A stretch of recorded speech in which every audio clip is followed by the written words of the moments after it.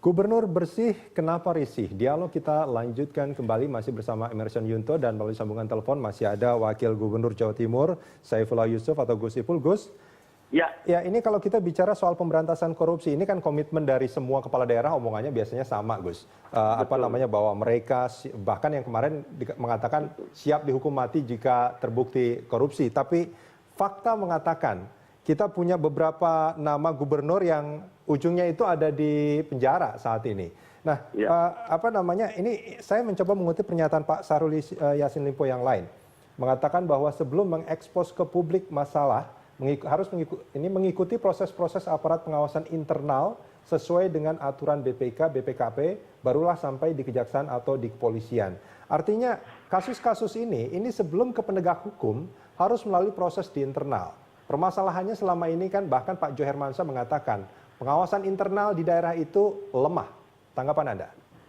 Iya, saya kira intinya dulu adalah bahwa pengawasan sangat penting. Gitu loh. Kata kunci pengawasan sangat penting itu berlaku untuk semuanya. Jadi memang ya hakim harus diawasi, pemerintah harus diawasi, kepala daerah diawasi, pegawai negeri, semualah yang menggunakan uang negara harus diawasi.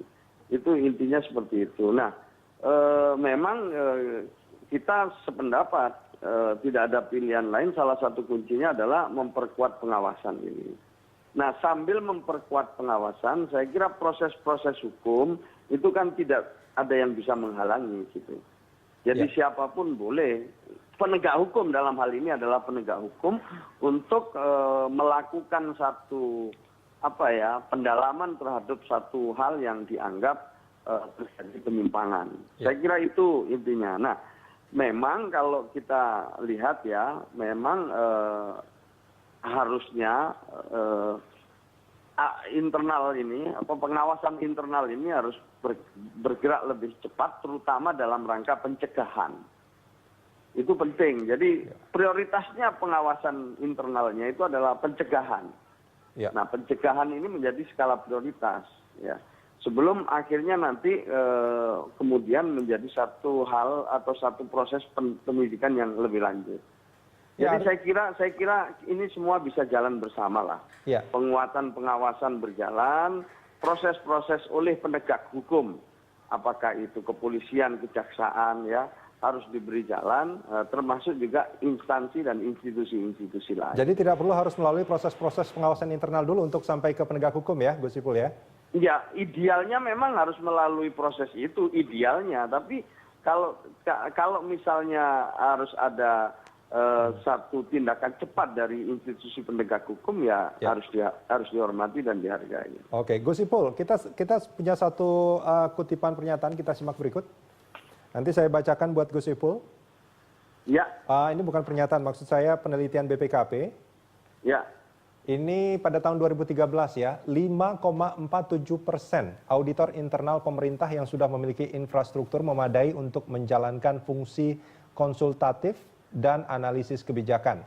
Kemudian 93,9% terlalu lemah dan kurang kompeten.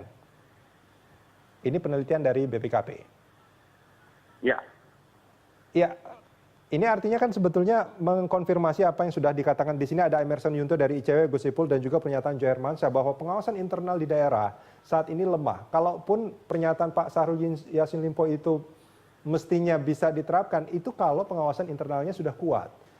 Iya, ya maka itulah ya kita nyadari juga itu, kita nyadari bahwa pengawasan pengawas di daerah itu memang terus terang sangat terbatas ya, sumber daya manusianya sangat terbatas, lebih-lebih setelah otonomi daerah ini, gitu loh. Karena pengawas-pengawas itu biasanya ya ada yang ikut ke Jakarta, ada pemerintah pusat, sementara yang di daerah itu hanya sedikit sekali gitu.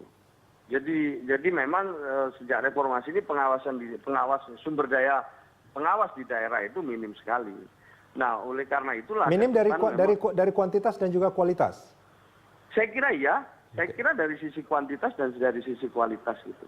Baik.